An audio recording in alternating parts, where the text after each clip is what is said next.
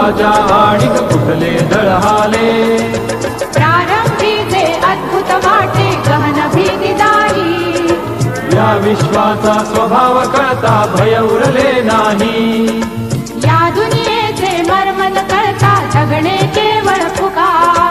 जे दिसते ते असेच काहे हे दिसते ते तसेच काहे उलगडण्याला शिका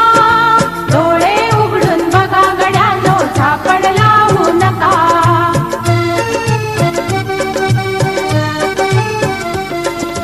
वाहून गेलेल्या पाण्याचा ढग बनतो तो कसा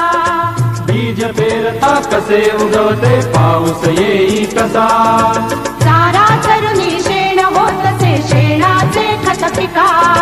पीक पेरता फिरुनी चारा चक्र कसे हे शिका जीवचक्र